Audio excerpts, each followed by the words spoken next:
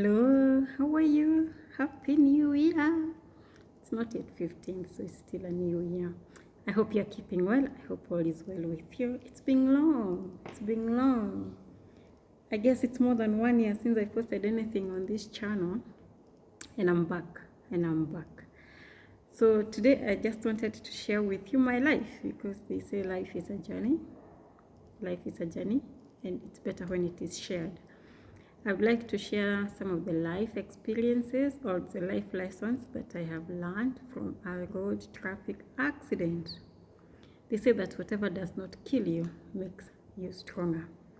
I was involved in a road accident on 20th of October at Karai, that place that is in Naivasha. And because I didn't die that day, although it was a nasty experience, so I have just lessons that I can share with you. The first and the most important lesson that I have picked from that accident, ladies and gentlemen, it's good to come from a good family. And if God has given you a good family, if God has granted you peace and like what I would say, peaceful coexistence with your siblings, cultivate that, nurture that, do not let it go to the drain. And when you're counting your blessings, just count them twice. So when the accident happened, I called one of my sisters. I had her phone number in my head. And it's not that sister who came. She called my brother. And it's my brother who came together with his family. But then just before then, there's another sister who sent her relatives. She happens to have extended relatives, her in-laws in Naivasha and others close to Naivasha. So those are the ones who came first. So my sister's mother-in-law and my sister's brother-in-law. They came at different times and they were the one who found me in Naivasha hospital.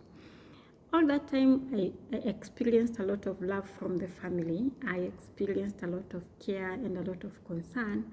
And all that I was just grateful that I come from a family that is intact. And it's a lesson that I picked. When you have time, when there are family meetings, family gatherings, create time for those people. Your family will be the one to stand with you in the thickest of the situations and circumstances. Your family, and I'm talking about your family of origin, are the people to be there with you when the whole world is not there with you. All that time when I was at home and when I was at my lowest, especially the first 2 weeks, it is my family that came through for me. So it is something that I thank God that I come from a family that is intact. A family where love and care for one another is still there. And so if you have the same blessings, do not, just let it go and appreciate it. Yeah, appreciate your family. When there are family gatherings, especially, make sure that you show up. Make sure that you show up for your sibling. Make sure that you show up for that person who you share DNA, yeah? Because there'll come a time when all that you will have, yeah? So, and if you're not lucky to have intact family, if you're not lucky to have a peaceful coexistence with your family of origin, just ensure that you create a family where you go or where you are. Yeah? Those are the people who may mean so much in the times that you may find yourself in bad situations. The second lesson that I learned, and I would like to share with you, is that humanity knows no borders. When this accident happened, it is the people of Karai who came to our rescue. These people did not know the language that we speak. They did not know where we are coming from. They did not know if we were in the same political class. But they came in and they came to save our lives immediately. Yeah? There is a gentleman called Kip Kemboi who was driving from Nairobi to Nandi. And he was stopped by other motorists and he agreed to stop. I must say that there are some motorists who had been stopped and they refused to, or maybe they didn't have time or space for us. And Kipkeboy took us to Naivasha District Hospital. Is it still Naivasha District? I called it Naivasha District and someone was telling me the other day it's Naivasha Level 4. He took us to the hospital and then immediately after that accident, or when we arrived at the hospital, there was some form of laxity. I don't know if it is all public hospitals or Naivasha has seen so many accidents such that accidents si kitu ya kukimbilia kwao. This man pushed them to action, like you would think like we are his children or his first family members, yeah? And Makio, he didn't know our names. And he gave them a sense of urgency. he went ahead to pay our bills. He paid for my x-ray, he paid for my scan, pelvic scan, he paid for medication. That was humanity. Immediately after that, I told you my sister's mother-in-law came. She stays at Naivasha. She was the first one to come. And I was kind of introducing her to Kipkemboi and telling Kipkemboi that now our distance family has started coming, arriving, so you may go, because he was traveling to Nandi and he had stayed with us. By then it was around 6, so it was like 2 hours later. Can you believe that Kipkemboi removed 10,000 shillings from his pocket and he gave this lady? And he told her, I have paid for all their hospital bills as up to now, but Daktari has not arrived, and we don't know what he will say. In case there is a need for more medical tests, or in case there is need for anything else, use these 10,000 shillings to foot that bill before the family members arrive. And he was already aware that my brother was on his way, but it was like, before he comes, ensure that you sort out this lady. So yes, humanity snowboarders, when you get a chance to add value to someone who maybe will never even pay you back, because I'm sure by that time Kipkemboi was not so sure that we would pay him. Of course we paid, but he did it. So when you have an opportunity to assist somebody, please don't hesitate. Yeah. And then the other things is that it's good sometimes to take situations as they come, to discover people. Like, there are people who love you, there are people who care for you, but they've not had an opportunity. And when you find yourself in shit is when that opportunity comes for them to add value in your life. I'm talking specifically about what happened to me after that accident. I went to my brother's place, and that is where I stayed for some time. And I have a nephew. My nephew is a teenager. He is in high school. His name is Kamau. I've never been so close to Kamau. We only meet when I visit, or in social functions, or when they visit us. But I didn't know that Kamau holds me with such high regard. When the accident happened, that man took care of me. He had just closed school and he was at home. You know, it would be in the morning and Kamau would wait for me to wake up so that we can take breakfast together. Sometimes I'd go and sleep and Kamau was like, Auntie, please wake up. I'm waiting for you. I needed a lot of ice packs, and Kamau was ensuring that the freezer is full with ice packs. There's not any moment that I woke up and I was using a lot. I had a lot of soft tissue injuries,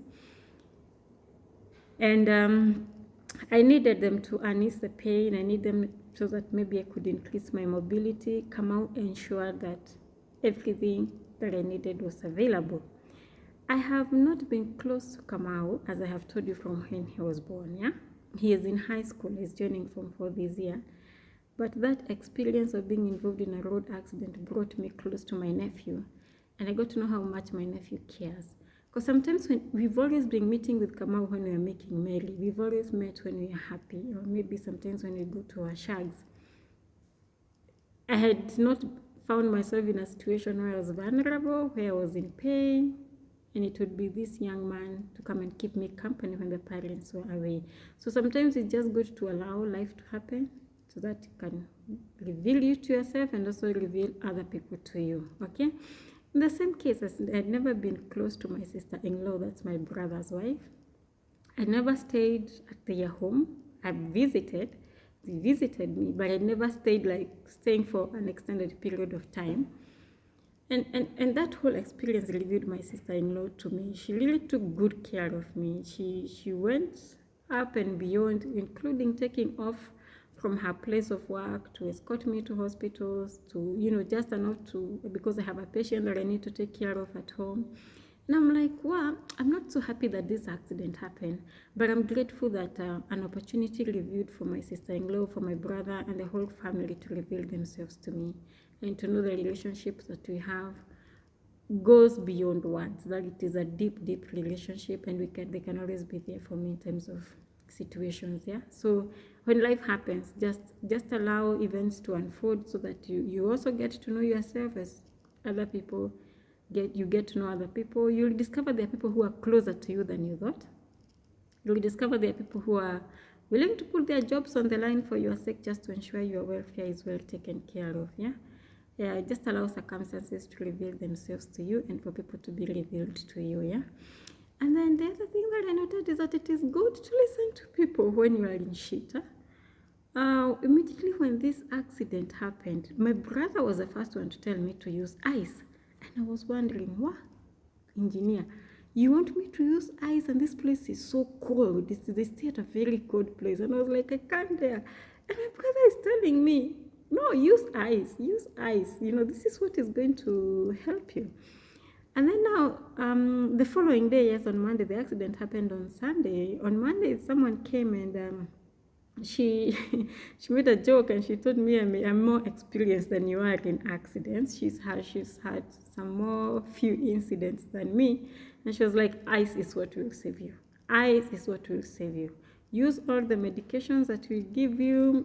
She had come with some ointment that you rub and it's like a painkiller, and it was, use even what I've brought you, but ice is what will save you. And I now decided, okay, let me start using ice, because I was told yesterday by my brother, and I was like, I challenged that decision, and I was like, it's so cold, but now I'm hearing it from someone who's had a lot of accidents, and she says this is what will save me, let me do it. So, it's good to listen to people. When you are in a situation that you've not experienced before, just listen to other people, and their advice may be what you need for that time. Yeah?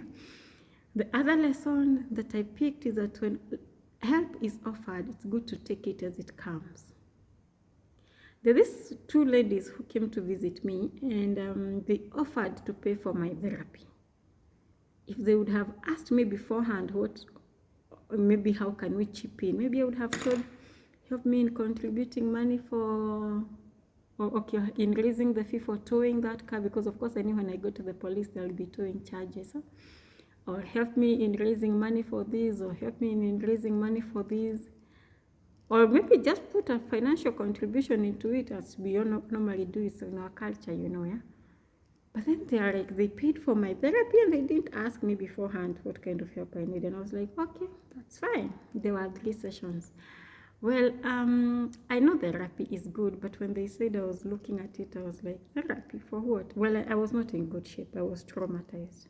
But then I decided to go, and when I left and I went for that therapy, I discovered that was the best decision that anyone would have made. So when accidents happen, or when you're in shit and people offer to help you, accept help as it comes. Sometimes you don't have all the solutions. Sometimes they tell you things that don't make sense to you, but when you do them, they turn out to be the best decisions that you can ever make. Yeah. The other lesson that I learned, and I'm really pinching myself on this sometimes, then sometimes I give myself grace, so I'm in between. It's like a seesaw. Sometimes I'm so hard on myself, sometimes I give myself grace, is that it's always good to listen to your intuition. It's always good to listen to your gut feeling. It's always good to listen to that inner voice that speaks to you. And I didn't listen to the inner voice. I didn't respect my gut feeling. I didn't want to use the Naivasha highway. In fact, there's someone who called me on Friday and she was asking me about my traveling plans, and I told her I'm going to use the Kakamega, Kisumu, Kisii route. And then she was like, you must be having a lot of money to waste on fuel. Why are you using such a long route? You can just go to Kapsabet and then you go to Nakuru. It's shorter, it's faster.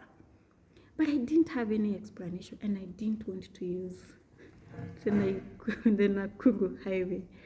And for sure, I started my journey well. I went to Kisumu. Then from Kisumu, I was driving now with the intention of heading to Kisii. And then I decided to stop at Ahero to buy rice. I don't do actually rice in my home, but I was like, the way you travel and then you come back home with something that is grown in that area, so that your family or your children can have a feel of where you are. Yeah? That's what I was doing. Ahero is known for rice. And when I was driving to Kakamega, I passed that irrigation scheme, and I said, when I'm driving back, I'll come and pick this rice. So I stopped to pick that rice, and then immediately map ikapotea. Like hapo ndipo nilipotea njia. There is that, what do I call it? That I was supposed to take a left turn, but then when I was driving, I drove straight. And the next place I was finding myself was Muhoroni. So at Muhoroni is when I discovered mimi nimeshapotea. So at that time I couldn't go to Kisii. I just asked somebody, so which is the easiest route? I'm going to Nairobi. He told me you can either go to Kericho or Lodiani. From Lodiani, you go to Nakuru. I passed that way. Later, I came to discover the voice that was telling me to avoid Nakuru, Nairobi highway was because I would get involved in a road accident, and actually it happened at 4 p.m. So sometimes I'm so hard on myself, but then also sometimes I give myself grace, but that's a lesson that I learned. It's always good to listen to your gut feeling, even if you don't have any explanation, yeah? The other lesson that I have picked is that, ladies and gentlemen, it's good to learn from the past. It's good to look at the patterns in your life in the past. So in terms of road accidents, this was the second road accident that I was being involved in. It was very serious and near fatal. And the first time that I was involved in a road accident, it was at, that engineer route when you're driving from Nakuru to, not Olkalau. I was going to North Kinangop, and I was involved in the road accident in those sharp corners in North Kinangop Uko engineer. But there was a pattern in this accident and the previous one, yeah? In that previous one, I was in Nakuru. It happened in 2012. Yeah, it was in 2012. I was in Nakuru, and I needed to go to North Kinangop. I was going to North Kinangop Mission Hospital. Na nikapita nyumbani. Our home is a place called Kasuku. It's like 20 kilometers from Nyahururu and 19 kilometers from Olkalau. So I got there in Olkalau and I was like, do I go home? But I was like, it is a weekday. No, let me go work. Do I go and just say hi? And then I was like, no, I'm not even telling anybody I'm around. Let me just go. I was involved in a road accident at North Kinangop. Yeah. This time, another pattern was followed. Like on Thursday, my mom had called me and she was like, will you pass here? And I was like, no, I don't have intentions. And she was like, oh, come and see me, please. In terms of my mother in communication, rarely does my mother beg people to go and see her or for whatever. So when she used the word please, and I know her communication so well, I was like, oh, why did my mother say please? In fact, there's a sister who called me on Friday, and they were going home on Saturday. There were two sisters and a brother. They were going home the following day on Saturday. So she called me and she asked me, you're traveling on Sunday. Are you going to come home? And I was like, no, I don't have any intentions of coming home because my daughter celebrated her birthday on Tuesday and I was not there. I'm planning to join her. But I spoke with my mother yesterday, and there is a way she was asking me to go and see her, and it was in an unusual tone. It was in the communication that I've noticed of my mother. So I told my sister, I'll make up my mind. And then my sister spoke with my mom when she went home on Saturday. And then my mom was like, no, she doesn't have to come. Maybe it's not in her plans. Let's just continue with her journey. You know, she'll come. She comes home oftenly. And then you see what happened. I was involved in an accident at Naivasha. I don't know what is coming into my head, but I've been observing and looking at that situation, and I'm like, it's good to respect patterns. When you see a pattern, sometimes duplicating in your life, it's good to know. Like for me, now one thing that is so clear, mimi siendi hiyo route na nikose kwenda nyumbani.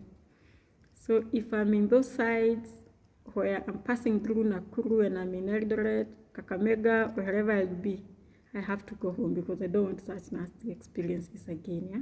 So I was telling someone and she was telling me I'm overthinking. Another sister of mine, I told her about that, and she came to see me and I was telling her about it, and she was like, no. But it's like you're insinuating, like when you don't go to see your parents, something will happen, and yet those parents had released you. They told you, you go on with your plan. We know you'll come. You always come. You know you'll come.